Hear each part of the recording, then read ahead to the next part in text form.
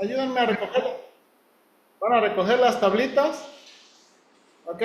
Ah, mi hija me estaba preguntando por el café, pero no, el café va a ser al último. Ok. Y ahorita los niños pueden salir a su clase. Pueden salir, pueden salir. Caris con Josué. ¿Verdad? Ah, gracias Dios. Gracias Dios. Ok.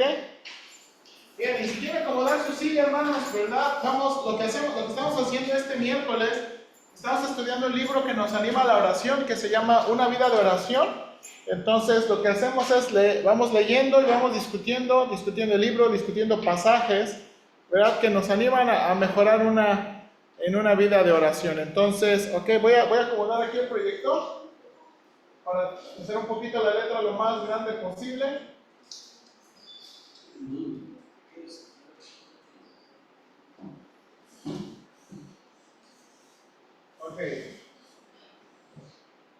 Ok, parece que es lo...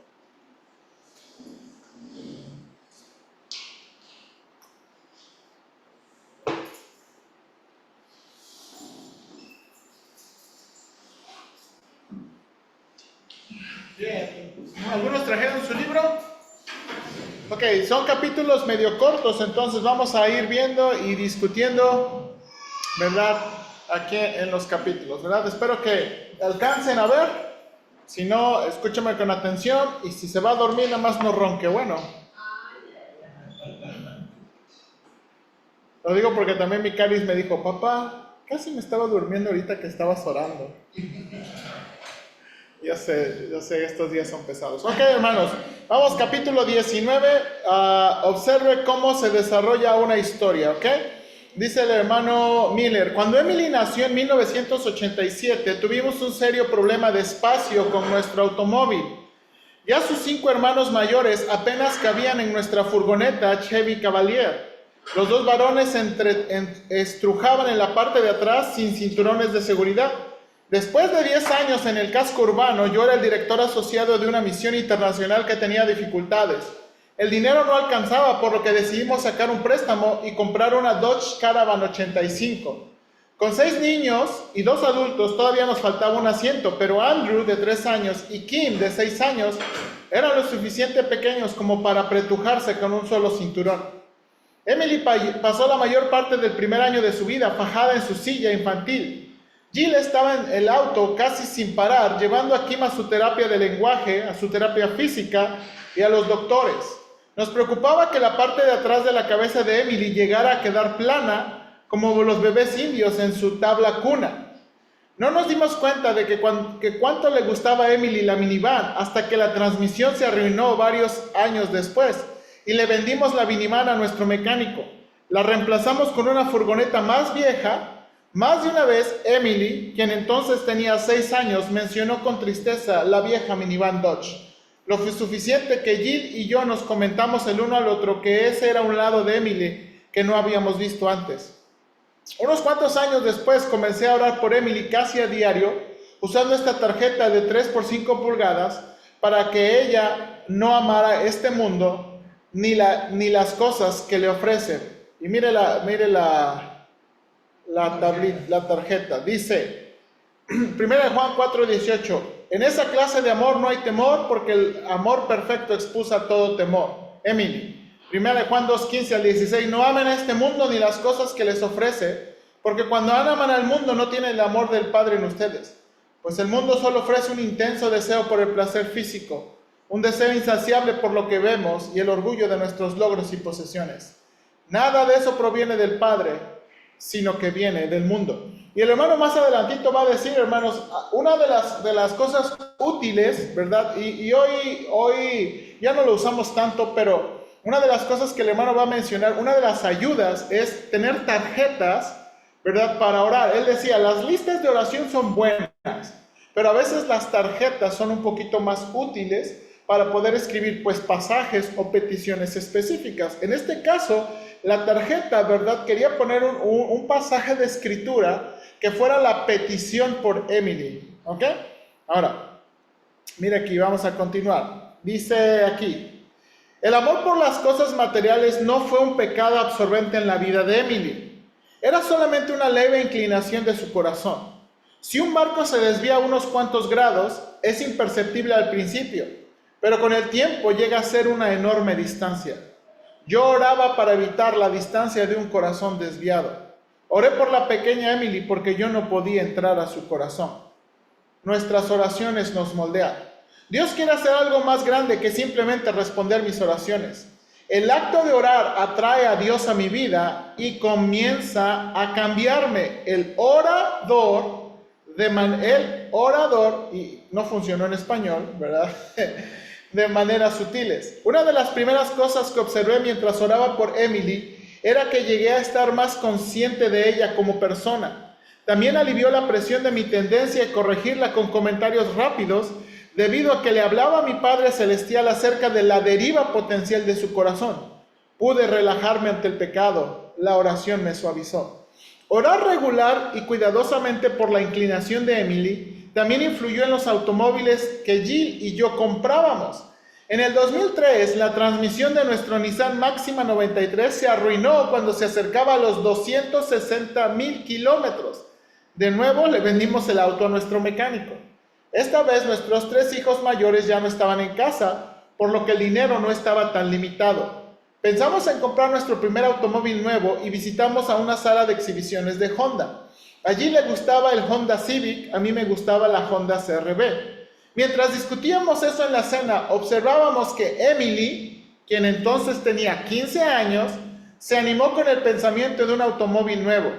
Su prestigio subiría muy levemente con sus amigos. Jill y yo nos miramos y después de la cena intercambiamos impresiones. Emily asistía a una escuela donde muchos de los chicos eran adinerados y la presión de parecer pudiente comenzaba a afectarle. Llegar en un auto nuevo elevaría su estatus social. Nosotros no queríamos contribuir a una identidad falsa en su vida y queríamos evitar un préstamo por un automóvil, por lo que compramos un Toyota Avalon 96, que Jill y nuestros niños mayores inmediatamente apodaron el auto de un anciano.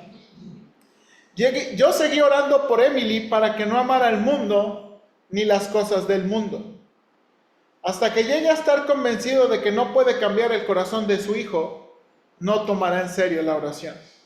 El amor de Jill y el mío por Emily informó nuestras oraciones, y nuestras oraciones en cambio le dieron forma a nuestra manera de amar a Emily. Nuestras oraciones no estaban aisladas de la historia más grande que Dios tejía en su vida y en la nuestra. El acto de orar nos alertaba y daba forma a nuestras decisiones. He aquí un ejemplo de cómo se vio esto. Un año después de que compramos el Avalon, Emily ahorró $1,000 de su trabajo de verano en McDonald's. Quería usar el dinero para comprar el Toyota Corolla 90 de su hermana mayor. Sin embargo, Emily no podría hacerlo hasta que su hermana mayor y su esposo se fueran a Bangladesh en el invierno. El calendario social de otoño afectó las finanzas de Emily, por lo que para Navidad solamente tenía $500 de los 1,000 que tenía al principio. Ella se acercó a Jill y a mí para un préstamo sin intereses que se pedía pagado solamente en un par de meses. No obstante, las reglas de nuestra familia eran claras. Proveíamos de lo básico y los chicos pagaban por las cosas adicionales, como autos y teléfonos celulares, por lo que le dijimos que no. Varias semanas después, Jill oyó que Emily oraba por su automóvil, derramando su corazón ante Dios. Su oración nos conmovió, en parte porque demostraba que el corazón de Emily se inclinaba hacia Dios en lugar de las cosas, por lo que le prestamos el dinero. Mis oraciones por Emily expusieron mi propio corazón. Comencé a ver que yo también amaba el mundo y las cosas del mundo. Hasta mi austeridad era una forma de amor al dinero. La obsesión de ahorrar pequeñas cantidades de dinero no es muy distinta a la obsesión de ganar grandes cantidades de dinero. En ambos casos, el dinero es el centro. También comencé a observar que yo tendía a ser más cortés de lo normal con un donante de nuestro ministerio. Eso también es una forma de amor al dinero. Frecuentemente me doy cuenta que cuando Dios no responde una oración, Él quiere exponer algo en mí. Nuestras oraciones no existen en un mundo aparte. Estamos en el diálogo con un espíritu divino y personal, quien quiere moldearnos tanto como quiere oírnos. Si Dios actuara inconscientemente en nuestras oraciones, sería paganismo, el cual dice que los dioses hacen nuestra voluntad como respuesta a nuestras oraciones. Cuando las oraciones de alguien no son respondidas, yo quiero saber el trasfondo. ¿Por cuánto tiempo oró esa persona? ¿Qué hizo Dios en el corazón de esa persona cuando oró? ¿Qué estaba haciendo Dios en la situación? La mayoría de nosotros aísla la oración del resto de lo que Dios hace en nuestra vida, pero Dios no obra así. La oración no existe en un mundo espiritual elevado, es parte de la urdimbre y la trama de nuestra vida. Orar en sí llega a ser una historia. La crianza de los hijos y la oración. ¿Qué piensa de lo que hemos leído hasta el momento? ¿Qué piensa? ¿Sí entiende cómo está comenzando el hermano? ¿Qué era la petición del hermano? Por un carro. Bueno, no era por un carro. ¿Qué era la petición del hermano? Al mundo a su hija, Exactamente, ¿verdad? Ahora, hermanos, no sé si notaron, ¿verdad? ¿Por qué comenzó a orar eso? O sea, hermanos, era una niña chiquita. ¿Por qué comenzar a orar por eso de una niña chiquita? Porque se inclinaba la niña por las cosas materiales. ¿Ok? Ok, bien. ¿Quién más? Ok, entonces, ¿verdad? O sea, y es algo muy sabio, hermanos, ¿verdad? O sea, si vemos a alguien inclinado a algunas cosas, no, por ejemplo, nosotros ya vemos a inclinaciones de nuestros hijos, ¿verdad? Usted pudo a lo mejor pensar, ok, este chamaco va a ser así, ¿verdad? O esta chamaca va a ser así. Y esa es la cosa que motivó, ¿por qué de nuevo? Porque el hermano está viendo, bueno, esto a la larga, ¿cómo se va a ver? Y es una buena petición, ¿ok? Y es lo que está tratando de ayudarnos. Ahora, ¿qué también está diciendo? Dice, el tener este tipo de peticiones y orar este tipo de peticiones no nada más nos ayuda a pedir algo por alguien, ¿qué también hace? ¿Verdad? Nos cambia la manera de pensar y también la manera de tratar. ¿Verdad? Y también, hermanos, lo que está diciendo y que pasa muchas veces es cuando oras por la dificultad y el pecado y la lucha de otros, a veces eso se convierte en un espejo, ¿sí o no? Señor, ayuda por mi hija porque ama el amor al dinero. Y luego uno se ve en el espejo. Probablemente yo también. En algún punto estoy amando al dinero, ¿verdad? Y es lo que decía él, vergonzosamente, ¿verdad? Decía, a un donante lo trato muy bien, siéntese aquí en la primera banca, ¿verdad? Y dice, el amor al dinero no nada más también es el amor por despilfarrar, sino también el amor por ¿qué? Por ahorrar. Nunca pensamos en eso, ¿verdad? No, las personas ahorradoras son un ejemplo. Hermanos, ¿han conocido personas ahorradoras, pero de una cosa fea? La otra vez mi esposa, ¿se acuerdan? La otra vez Jasmine me estaba enseñando que, ¿verdad? Hay videos donde, no eran videos, ¿sí son videos o? De los cupones. Ajá. Personas que compraban comida con cupones, o por ejemplo, que personas, a veces parejas, los dos se bañaban al mismo tiempo para ahorrar champú. O sea, ok. Bueno, pero hablando que, hermanos, también el ser codo es amar el dinero. Ay, es que se nos va a acabar. ¿Sí o no? Eso también es amar el dinero. Y bueno, continuamos. Aquí dejo señalado aquí un texto donde dice, frecuentemente me doy cuenta de que cuando Dios no responde a una oración, Él quiere exponer algo en mí. Nuestras oraciones no existen en un mundo aparte, estamos en diálogo con un espíritu divino y personal, quien quiere moldearnos tanto como quiere destruirnos. Amén. Dice, si Dios actuara inconscientemente en nuestras oraciones, sería paganismo, el cual dice que los dioses hacen nuestra voluntad como respuesta a nuestras oraciones, como si quisieran manipular a Dios. Y la petición ahí está y Dios sabe si va a responder. Exactamente. Exactamente. Y hermanos, y ese es el peligro muchas veces, hermanos, no dejar no ser consciente de quién es Dios y no dejar a Dios ser Dios, muchas veces nos decepciona, porque uno a veces se agüita de, Señor, ¿por qué no me estás contestando esta petición? Y uno piensa que Dios tiene que contestar nuestras peticiones. Pero hermanos, Dios es infinitamente sabio y amoroso, ¿verdad? Y Él sabe, ¿verdad? Él no está para servirnos a nosotros, nosotros estamos para servirle a Él. ¿Ok? Y es algo muy interesante, ¿verdad? O sea, si Dios no ha contestado, ¿qué ha sido la razón? ¿En verdad algo ha pasado a mí? O, por ejemplo, o me estoy más amargando. Dar gracias primero y no estés pidiendo tanto.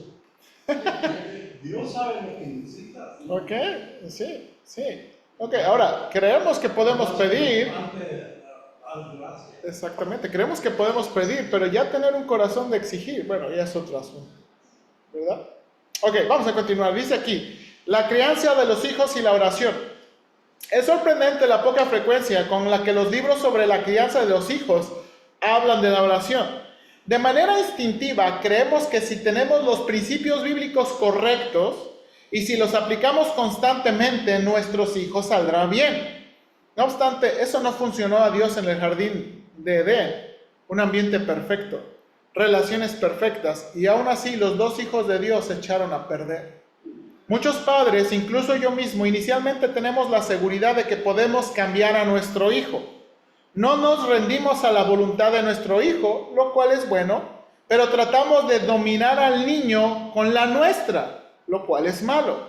Sin darnos cuenta, llegamos a ser exigentes. Nos impulsa la esperanza de un cambio genuino, pero el cambio ocurre porque tomamos las medidas correctas. Hasta que llegamos a estar convencidos de que no podemos cambiar el corazón de nuestro hijo, no tomaremos en serio la oración. Por consiguiente, el arrepentimiento frecuentemente está ausente. Por ejemplo, cuando vemos la obstinación de nuestro hijo, generalmente nos preguntamos, ¿de qué manera soy yo obstinado? ¿O de qué manera estoy yo enojado? Queremos la ayuda de Dios para dominar a nuestro hijo. Olvidamos que Dios no es un genio, sino una persona que quiere moldearnos a la imagen de su Hijo, tanto como quiere responder nuestras oraciones. Cada vez más, los padres de nuestra cultura se trasladan al otro extremo y llegan a ser pasivos. Los padres dicen cosas como, mi hijo siempre ha estado enojado, o incluso cuando era niño hacía berrinches. Esa pasividad se refuerza con la tendencia de la psicología popular de convertir las descripciones de las etapas de la niñez en reglas. Por ejemplo, si una niña de 2 años se porta mal, la mamá puede encoger los hombros y decir, está pasando por la terrible etapa de los 2 años. Terrible 2, ¿verdad? Esa mamá está atrapada en las descripciones psicológicas. Su pasividad se refuerza más, por lo que le ha hablado a su niñita y la ha disciplinado, pero nada funcionó. Esa mamá se resistía a la realidad, pero la realidad no se dio. Intentaba orar, pero no pasó mucho. Se topó con el poder de la obstinación de otra persona y se dio. Ha pasivamente aceptado el mundo como es. Como los antiguos griegos, está atrapada por las moiras del destino. Cuando hacemos eso, la vida adquiere una calidad estable determinada. La oración llega a carecer de sentido. El siguiente cuadro resume las dos actitudes que evitan que entremos a la historia que Dios teje en la vida de nuestros hijos o de cualquier persona. Frecuentemente comenzamos siendo exigentes y luego, a medida que nos topamos con la obstinación humana, nos dejamos llevar por la desesperación. Mire este diagrama que va a explicar el hermano. Ok, note aquí. El pedir correctamente viene aquí a la mitad. Dios tiene el poder, ¿verdad? Dios tiene el poder, Dios tiene el control, el enfoque en Dios, vivo en su presencia con mi decepción, comienzo con mi propia necesidad de cambiar. El papel de la oración es central, le oro a un Dios personal, por lo que pido y me rindo simultáneamente. Ok, del lado derecho, si no estamos en ese lado donde entendemos correctamente la oración y el enfoque, entonces dice, llegamos a ser ¿qué? Llegamos a ser exigentes.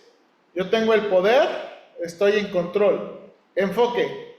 ¿De qué manera la otra persona qué necesita cambiar? Y el papel de la oración, otra arma en mi batalla. Hermanos, ¿se ha dado cuenta que a veces las buenas peticiones tienen malos motivos?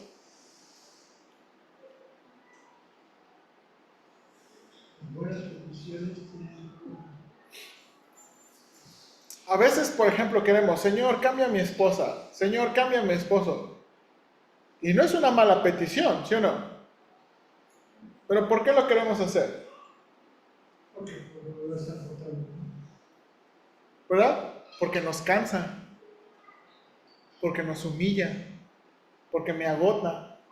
O sea, Señor, cámbialo para que yo pueda estar más cómodo. Perdón, cámbiala para que yo pueda estar más cómoda. ¿Sí o no?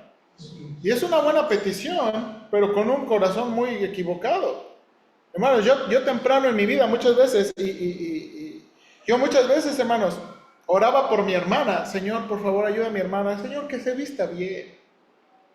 ¿Pero sabe por qué? Porque muchas veces me avergonzaba a mí. Y mi petición no era por Dios, por su gloria, por el bienestar de ella. ¿Era para qué? Para mi propia comodidad. Y aunque la petición puede ser muy buena, el corazón de la petición es mala. Y muchas veces oramos de nuevo, buenas peticiones, pero con malas motivaciones. Hermano Juan. Por ejemplo, toman mi ejemplo, ¿no? Un ejemplo en mí. Pido a Dios ayuda a mi esposa, tanto en su enfermedad como en su estado de ánimo. Pero también a mí, por su problema de la sordera y del azúcar. Y yo le pido a mí que me dé paciencia, porque muchas veces, al no escucharme y al entenderme muchas cosas al revés o mal o con otras cosas, ahí es donde yo le pido paciencia a Dios. Pido por ella y pido por mí, para que haya un equilibrio y no tenga que exasperarme o desesperar. Exacto, hermano. Así mero. Así mero. Ok, ahora, nota aquí. La siguiente corriente. Uno es el llegar a ser ¿qué? Exigente, pero el otro es llegar a la ¿qué? A la desesperación. Note lo que dice aquí el hermano. La desesperación, yo no tengo el poder, está fuera de control. El enfoque, como la otra persona no puede cambiar. Y el papel de la oración, ninguno. Simplemente ¿qué? Me rindo. Y uno puede caer en esas dos cosas, ¿sí o no? Y es lo que dijo el hermano, uno puede llegar a ser muy exigente pensando, ok, yo los voy a cambiar. O cuando ya nos hemos dado cuenta de la obstinación humana, nos decimos, no, yo no lo puedo cambiar. Y uno puede llegar al otro extremo de la desesperación. ¿Ok? Ahora, mire lo que el hermano dice. Mire lo que el hermano Miller dice. Si se encuentra en el camino de pedir bien, también se ha dado por vencido, pero en un buen sentido. Se ha dado por vencido en cuanto a su capacidad de cambiar a otras personas. Más bien se aferra a Dios y lo ve tejer la historia de Él. Francamente, es la oración que Jill y yo hacemos nuestro mejor esfuerzo para criar a nuestros hijos. El hockey sobre césped y la fe. Una palabra resume nuestras oraciones por Emily: fe. Nosotros queríamos que la energía de su vida llegara de Dios y no de la gente ni de las cosas que la rodean. Queríamos que ella permaneciera. He aquí una historia que desarrolló esta oración. A Emily le encantaba el hockey sobre césped, que es como el hockey sobre hielo, excepto que es más suave y requiere de 11 jugadores en un campo de césped. Su escuela tenía un programa excelente, bien dirigido. Su equipo generalmente ganaba su división y frecuentemente tenía posibilidades para el campeonato estatal. El entrenador era excelente, aunque Emily pensaba que el entrenador tenía favoritas. Ese año ella y su amiga no eran las favoritas y ocasionalmente Emily se quedaba sentada durante todo un partido. Otra madre se enteró de las calentadoras de bancas y cuando platicaba conmigo en el gimnasio local dijo, ¿no es increíble lo que hace el entrenador? ¿No lo enoja a usted? Yo respondí, en realidad no. Estamos agradecidos de que Emily tenga ese sufrimiento de bajo grado cuando todavía estaba bajo nuestro cuidado. Es una oportunidad maravillosa para que ella crezca en su fe. Aprenderá mucho más de Dios en la banca que afuera en el campo de juego. La otra madre esperaba que Jill y yo estuviéramos enojados por lo que le ocurría a Emily. Su meta para su hija estaba atada a los logros de la chica. Nuestra meta estaba atada a la fe de Emily. Debido a eso, veíamos los deportes como simplemente otro lugar donde ella podía aprender a echar sus raíces en Dios. Yo veía el calentamiento de banca como una respuesta a mi oración diaria para que Emily no amara al mundo ni las cosas del mundo. No me malentienda, yo quería que mi hija jugara más. Sentía una punzada cuando miraba desde el graderío y la veía en la banca. No obstante, la decepción se enmudecía al saber que tener que sentarse en la banca era una gran preparación para la vida. La vida se trata más de ser un calentador de banca que de ser una estrella. Le pregunté a Emily si quería que me acercara al entrenador por ella y ella dijo que quería arreglarlo por sí sola.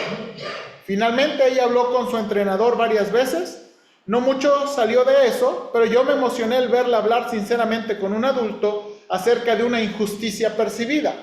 Hablar con un superior que podía estar haciéndole una injusticia aumenta las probabilidades de que uno reciba aún más rechazo.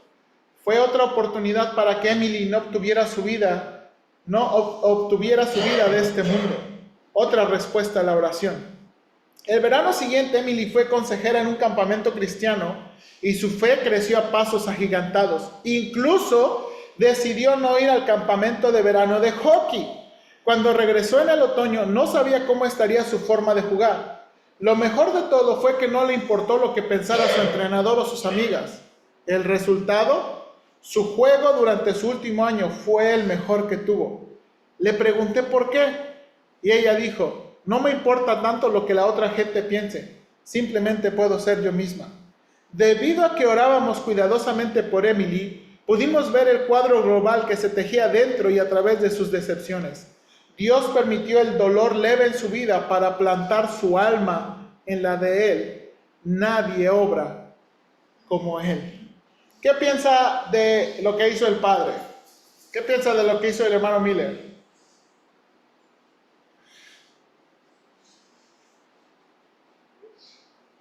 Si yo tenía una hija, yo quería que ella aprenda a cocinar,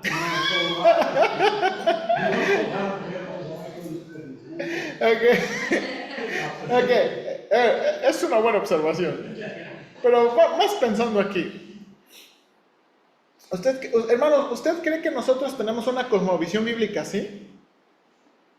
¿Una cosmovisión qué? ¿Bíblica? ¿No creo que nos falta una cosmovisión bíblica? Hermanos, la vida no se trata de ganar. Y a veces los padres queremos que nuestros hijos, ¿qué? Todo ganen. Hermanos, a nosotros ya nos pasó, mi hija tiene 6 años. Ella andaba en unas competencias de oratoria. Hermanos, a los 6 años. Ganó la primera. Ganó la segunda. Y ya, fue la tercera que se atoró Ok. Y usted se acuerda, o sea, y yo, hermanos, yo vi que Dios animó su fe, pero también la decepción de perder le enseñó una lección que jamás va a olvidar. Y gracias a Dios por eso. Gracias a Dios. Gracias a Dios por esas cosas. Porque esas cosas les enseñan que la vida no es como ellos quieren. La vida es como Dios quiere. Bueno, esa es una. Otra es que lo viva uno, que realmente esté uno, ¿cómo se dice? Con las orejas bien listas para ver que se va bien. Ok. Ahora, por ejemplo, déjame traer un punto espinoso, ¿verdad? Hay algunas familias, yo no sé si a usted le tocó la familia, donde están comprometidos con la escuela, ¿verdad? Como que la escuela es la cosa más grande. Entonces, no vas a ir a la iglesia porque tienes tarea. ¿Verdad? No vas a ir a las cosas del Señor porque tienes tarea. Y a veces tenemos personas muy exitosas porque sus padres fueron muy buenos para que hicieran tarea, pero muy alejadas del Señor. porque Dios no era la prioridad. ¿Sí o no? Y ese es el problema de no tener una cosmovisión cristiana, hermanos. ¿Qué queremos? ¿Qué queremos? Pero eso mucho depende también de los propósitos. Yo he puesto a mis nietos diciéndoles, la escuela es un mal necesario. Sí, porque sí es un mal necesario, porque muchas cosas nos ponen como la creación, como se hizo, como volvimos a adquirir 8 libros de chango y muchas cosas que se hacen mal. Pero ya nosotros en Cristo y la palabra de Dios es el consejo que yo les doy. La diferencia es que mis nietos viven con más arte y yo acá los aconsejo diferente. Entonces ahí está un obstáculo que siempre está. Sí. Ahora, hermano, a mí la esperanza de eso es que nunca van a poder decir delante de Dios, nunca me dijeron. Así es. Señor, yo fui ignorante. El Señor le dice, ¿te acuerdas de tu tata? Que te molestaba. ¿Te acuerdas de tu tata? Él te decía. Ahorita que iba a darle raite al pastor de la puerta, estábamos compartiendo uno de sus hijos a Europa. Entonces, en este lugar donde era, sé que la gente dijo y concluimos que era por ignorancia. No siguen a Dios, por eso yo digo que muchos de nosotros, por ignorancia. Realmente no saben quién es Dios. Entonces llegan a determinada edad o escuela y todo, y no saben de Dios.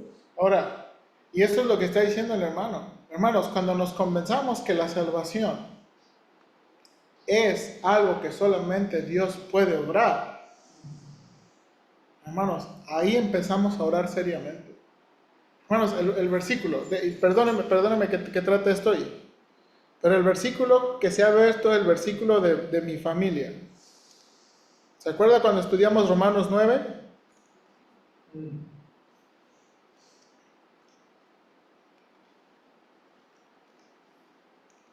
¿Se acuerda? Este es un capítulo difícil, ¿sí o no?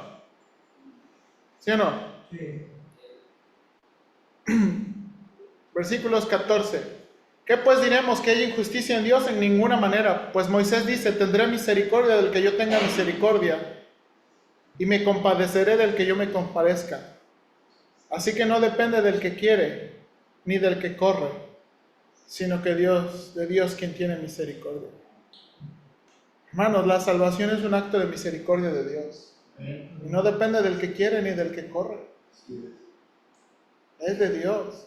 Está ligado a lo que dice el hermano, ¿verdad? De que no podemos nosotros cambiar el corazón de la otra persona. No, por más que intentemos, no podemos. Hermanos, y yo oro que Dios extienda su misericordia. Y yo trato, ¿verdad?, de hablarles del Evangelio, pero solamente es una obra de Dios. Y el cambio es una obra de Dios, ¿verdad? Hermanos, yo soy el pastor de la iglesia. Y el cambio solamente viene del Espíritu Santo. Hermanos, yo no me quiero morir de bilis. No me quiero morir de diabetes. Si usted no me hace caso, yo quiero ser fiel predicándole la palabra de Dios. Si usted no hace caso, eso va a ser su asunto con Dios. ¿Ah? Yo no los puedo cambiar. Y yo tampoco los quiero manipular por la culpa o la vergüenza. Tiene que ser Dios. Tiene que ser Dios. Ahora, vamos a continuar. Capítulo 20, el amor de un padre. No todo está bien en mi relación con Emily. Había una distancia entre nosotros. La mayor parte del tiempo ella me criticaba. En el 2002 hice una nota en su tarjeta de oración. Ayúdame a moverme hacia ella. Mi nota estaba justo arriba de mi oración para el amor del mundo, no desplazar el amor del Padre en su vida. No sabía qué tan estrechamente se relacionaba la opinión de Emily y de su padre terrenal con la de su Padre celestial. Le puse pies a mis oraciones al preguntarle a Emily si quería ir conmigo a un par de viajes a San Diego para dar conferencias. Pasamos un buen tiempo juntos, pero todavía había una distancia. En el 2006 hice otra nota en su tarjeta de oración, de que nos acercáramos más. No podía hacer un puente en la brecha que había con mi hija, por lo que oré. Guatemala. En septiembre del 2017, Emily y yo estábamos caminando por el patio de un hogar de niños en Guatemala, donde ella pasaría los próximos 9 meses. A medida que el sol se ponía, yo también podía distinguir el alambre de cuchillas arriba de las paredes del complejo de 2,5 metros de altura. Emily había decidido posponer la universidad y trabajar con 45 niños desamparados en Villanueva, Guatemala. El hogar estaba ubicado en un área marginada, rodeado de pandillas. Habíamos animado a Emily a que fuera, no solamente porque el orfanato necesitaba ayuda, sino también para liberarla de los ídolos de la secundaria, del deporte, los chicos, la apariencia y los amigos. Más que nada, queríamos que la fe creciera en su vida. Queríamos que permaneciera. La disposición de Emily de ir a Guatemala fue otra respuesta de nuestra oración de que ella no amara el mundo. Aún así, la oración todavía no estaba respondida en gran parte. Mientras los dos caminábamos, Emily de repente me hizo un comentario mordaz acerca de no dejarla tener teléfono celular en casa. Acababa de comprar uno para Guatemala y tuvo que haberle disparado su irritación en cuanto a no tener uno en casa. En realidad, nosotros le habíamos dicho que podía tener un teléfono celular, pero ella no podía pagarlo junto con sus gastos de automóvil. Yo sabía que ella tenía miedo de estar sola en un país extranjero, lejos de familia, de los amigos y de lo desconocido, por lo que no le dije nada. Por lo menos no le dije nada a Emily. Sabía que el hilo común que conectaba el temor de Emily, su distancia de mí y su deseo de un teléfono celular era la fe. Ella caminaba un poco delante de mí, por lo que yo disminuí la velocidad y oré: Dios, tienes que darle fe a Emily este año, no tiene opción. Estaba muy consciente de mi incapacidad de plantar fe en su corazón. Dios simplemente tenía que hacerlo, no tenía opción. Él estaba atado con su propio pacto. ¿Fue esa una oración de poder, de nombrarlo y reclamarlo? No. Fue en realidad una oración impotente. Oré porque estaba débil. No estaba tratando de controlar a Dios. Por supuesto que no tenía control de Emily. Simplemente oraba el corazón de Dios en reflejo hacia Él. No podía imaginar que Él no respondiera a tal oración. Los siguientes 9 meses fueron los más difíciles en la vida de Emily. La pusieron con 45 huérfanos hispanos y solamente había tomado un curso básico de español en la secundaria. Dios usó su aislamiento y el desafío de hacerse amiga de adolescentes temperamentales para quebrantarlas repetidas veces y atraerla a sí mismo. Volvió a casa como una persona distinta. Un año después ella estaba en la universidad y me pidió que revisara la siguiente composición para una de sus clases. Cuenta la historia de uno de los hilos que Dios usó en su vida ese año. Durante la secundaria, cada jueves en la mañana tuve práctica de la banda de jazz. Una de esas mañanas estaba atrasada, tenía que salir de casa a eso de las 7:15 y el reloj marcaba las 7:21. Mi papá estaba sentado en el auto esperándome, por lo que tomé mi rímel y salí corriendo por la puerta, con mi mochila colgando de mi hombro. Me senté en el asiento de enfrente y me quejé en todo el camino, diciendo que no quería estar en la banda, aunque había sido idea mía. Bajé la cubierta del espejo del tapasol para ponerme rímel, no obstante el tapasol cada vez regresaba hacia arriba y cubría el espejo. Después de unas 3 veces de que se regresaba hacia arriba, empujé el tapasol tan duro que se quebró. Mi papá comenzó a hablarme de mi actitud. Cuando nos detuvimos en las 2 puertas de vidrio de la escuela, salí del auto malhumorada y cerré la puerta sin un adiós ni las gracias. Podía tratar de justificar mi forma de ser, pero el verdadero problema era mi corazón. Tenía amargura porque mi hermana Kim, quien tiene autismo, parecía recibir más atención que yo. Estaba insegura en la escuela, no tenía la ropa correcta, no tenía el cabello correcto y estaba cansada de no encajar. Tal vez mis inseguridades fueron lo que me llevó a faltarle respeto a mi papá, criticándolo día tras día. No obstante, la razón principal era que no tenía el amor de Jesús en mí. Al final de mi último año decidí tomarme un año entre la secundaria y la universidad y trabajar en un orfanato en Guatemala. Durante ese año Dios me mostró las áreas de mi vida en las que yo había construido paredes, lugares donde no quería a Dios. Un día estaba sentada en el comedor de visitas en el orfanato, hablando con una voluntaria que había llegado por unas semanas. Decidí enseñarle fotos de mi familia. Mi papá tiene un blog en el sitio web de su trabajo y sabía que él tenía fotos allí. Mientras me desplazaba por sus blogs pasados, encontré fotos de mí en el baile de penúltimo año de secundaria, junio del 2005. Mientras leía los comentarios debajo de las fotos, escritos por mi papá, llegué a sentirme abrumada por el amor de mi padre. La persona que tenía al lado tuvo que haber pensado que estaba loca mientras las lágrimas corrían por mi rostro. Recordé todas las veces que le grité por hacer ruido al masticar, las veces que le dije que no me amaba, las veces que salí de alguna habitación dando pisotones, no solamente ese año, sino a lo largo de la mayor parte de mis años de adolescencia. Mientras leía las palabras y veía las fotos, me sentí tan indigna de su amor, con toda la atención, la paciencia y la delicadeza que él me había demostrado. Mientras estaba sentada a la mesa, mirando la pantalla de la computadora que tenía enfrente, mis pensamientos llegaron a Dios. La manera en que mi papá me amaba era un ejemplo del amor de Dios por mí.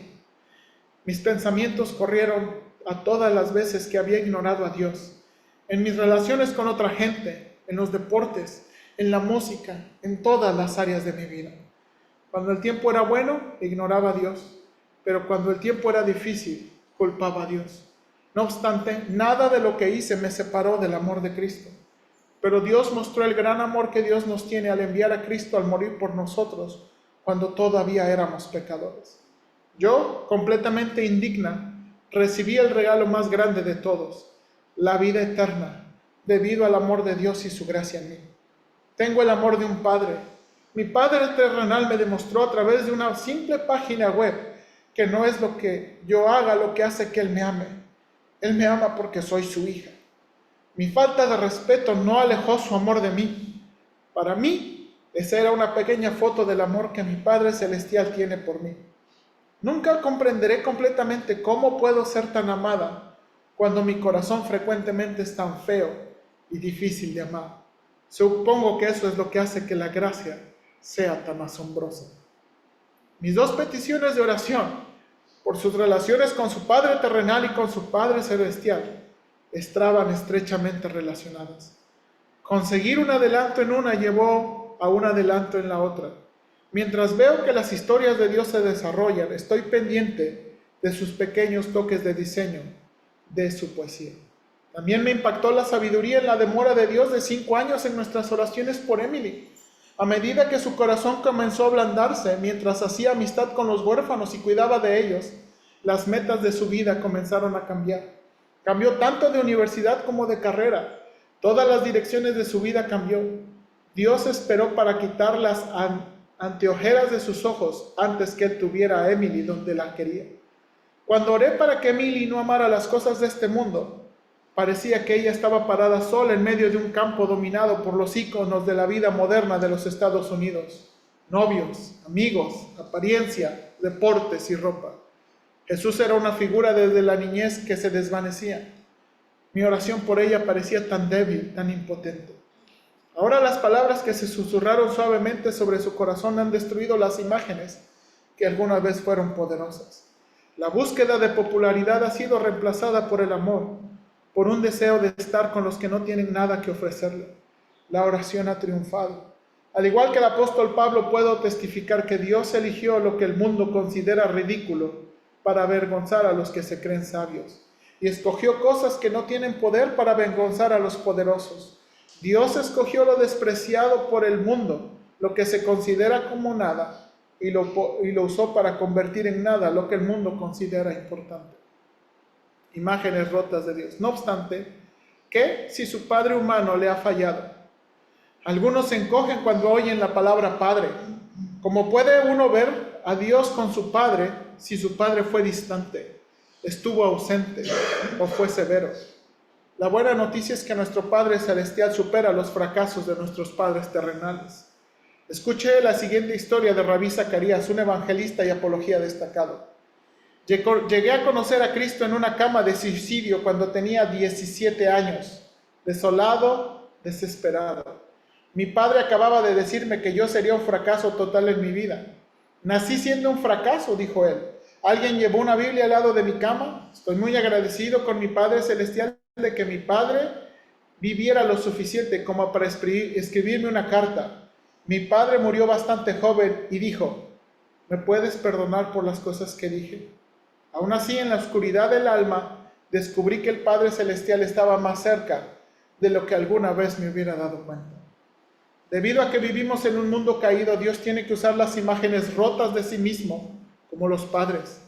De hecho, son defectuosas todas las imágenes que Dios nos da de sí mismo en las Escrituras. Piense en un rey o señor.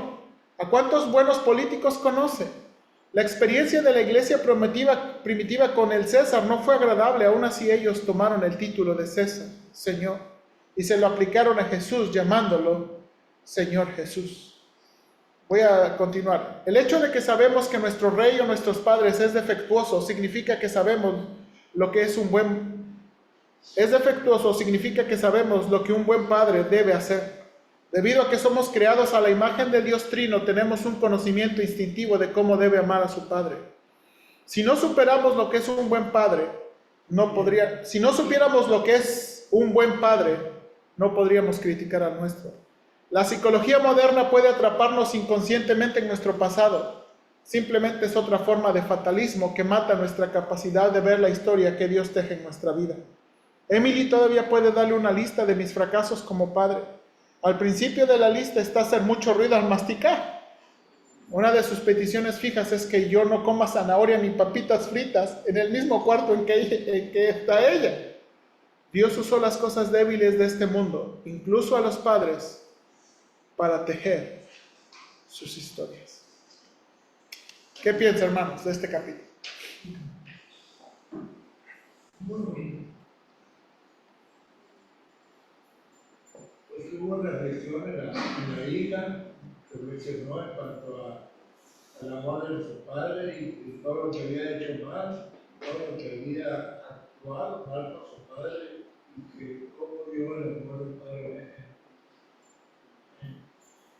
en su vida. Una vez que ya estuvo viendo las fotos del álbum, reflexionó todo del amor que le tenía su madre a ella, y es cuando ella empezó a cambiar sus actitudes. Y ahí reflexionó y se arrepintió de la vida que había llevado anterior. Por eso al último viene que todos somos pecadores, incluso como dice ahí, Dios perdonó. Sí, creo que también a mí eso me conmovió, es que cómo se da cuenta, se da cuenta de que realmente tiene su padre terrenal, ¿verdad? Pero cómo observó y entrevista en un reino y quiere un Dios, y pues, siempre la ama y todo eso. Entonces puedo hacer una analogía, porque tenía el entendimiento y el conocimiento de que Dios la ama, así sea grosera y todo eso. Entonces, pero estaba más impresionada de la similitud de su papá, por ejemplo que tuvo su papá con Dios, de que a pesar de que él era falta de respeto, su padre la siguió amando. Ángel, y luego aquí.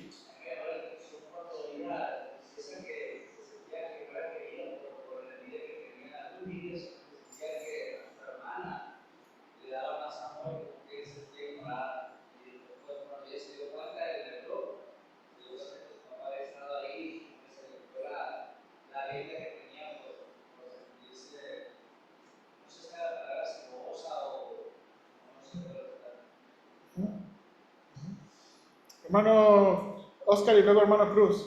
Me pongo a pensar que aquí estamos viendo un padre cristiano batallando inclusive él mismo para ser un buen padre, para dirigir a su hija, y que también vaya, porque hubo momentos en que realmente se fue.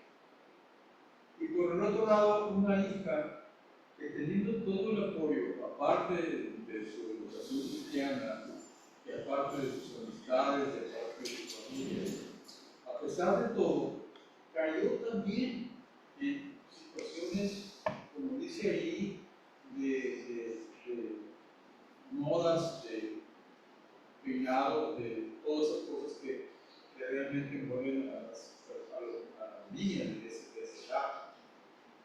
Me pongo yo a pensar, poco a poco Dios va haciendo la obra porque encuentra un material que está dispuesto a los cambios y de hecho cambian, tanto cambia el papá como el hijo. ¿Qué tal en una familia que no es cristiana? Donde realmente el papá la pierde a la niña desde chamaca. Y la niña pues, pierde el papá y siempre hay conflictos curiosamente muy fuertes, sobre todo el papá contra el hijo, contra el padre y la hija contra la madre. Llámala completo, lo que sea, pero siempre hay ese tipo de celos y de situaciones difíciles que no se comprenden porque no tienen a Dios en su corazón. Me admira y me da mucho gusto que después de todo, todos los hijos tuvo el papá. Bueno, Cruz. El problema no es la gente, es el mundo. Toda la culpa es del diablo. Nosotros nacimos débiles, no sabemos lo que queremos y Dios nos ayuda, nos quiere ayudar, pero el diablo él no quiere aprender más. Su pensamiento es hacerlo mal y su corazón está construido y él no va a cambiar, pero nosotros podemos cambiar, podemos ayudar uno al otro, podemos orar uno al otro, todo es el amor. Y mira que el amor de Dios es más grande que su ira.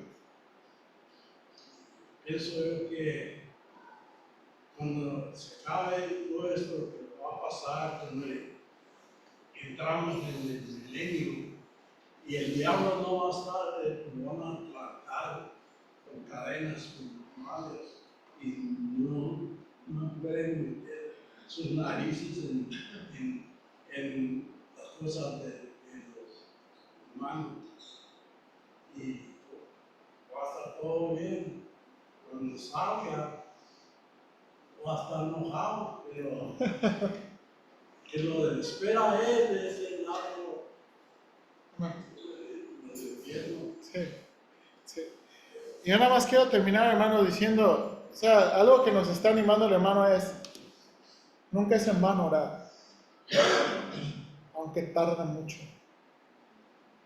Porque esta es la cosa, hermanos, no sabemos lo que Dios está haciendo y hermanos, esto debe ser una convicción de nuestro corazón. Dios siempre está obrando. Y usted no siempre tiene que saber, lo que tiene que saber es que Él está obrando. Y que Él tiene maneras muy particulares de obrar. La pregunta es, como Lucas 18 dice, ¿hallará cuando el Señor venga, hallará fe en la tierra? O sea, ¿de veras somos persistentes? Porque a lo mejor ya hemos dejado de orar. Y hermanos, el punto es, orar si hace diferencia. Orar si hace diferencia. Yo siempre les he aconsejado y les he dicho a algunos hermanos, incluso a la familia, que cuando oramos, Dios contesta oración, pero muchas veces contesta, pero no sabemos cuándo, sino que cuando ya están todos, fue normal, o sea, fue algo que pasó. Sucedió así porque pues, tenía que pasar. Pero no, Dios contesta la oración muchas veces por oración, por un hermano o hermana, por la iglesia, por un mensaje, un mensaje que hace en la iglesia, incluso hasta por gente inconversa, nos puede Dios contestar. Por eso debemos estar muy atentos a la respuesta que dura. Y es lo que estoy diciendo, hermanos. Necesitamos entender, esta es la historia de Dios. Usted y yo estamos en la historia de Dios. Esta no es nuestra historia, no se trata de mí, no se trata de usted. Hermanos, y esa es la figura que usó el hermano. O sea, hermanos, somos personas que están en la banca, no somos personas para ser estrellas. Pero no nos gusta eso, a la naturaleza humana no le gusta eso. Pero es la historia de Dios. Esta es la historia de Dios. Lo más importante es Dios. Esta es su historia, no nosotros. Es Dios y su historia. Vamos a orar, hermanos. Señor, ayúdanos, por favor, en entender de todo nuestro corazón que esta es tu historia. Y ya sabemos cómo va a terminar esta historia, Señor. El Rey de Reyes triunfará sobre el mal. Y anhelamos de todo nuestro corazón que el Rey venga y triunfe sobre el mal. Pero mientras llega ese momento, Señor, ayúdanos en este mundo de pecado. Ayúdanos con nuestra propia obstinación. Señor, muchos de nosotros, hasta que fuimos padres, comprendimos el gran amor de nuestros padres, el gran sacrificio de nuestros padres. Te doy gracias porque nuestros padres todavía están con vida y podemos agradecerles lo mucho que nos amaron.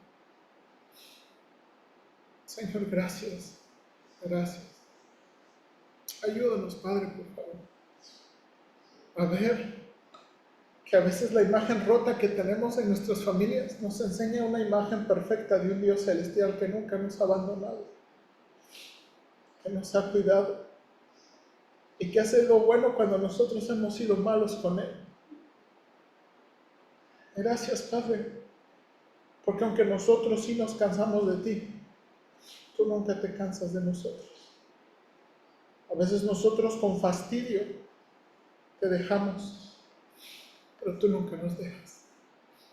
Gracias porque tú eres bueno. Gracias porque siempre eres un Dios bueno. Bendícenos, Señor, y ayúdanos. En Cristo te pedimos. Amén.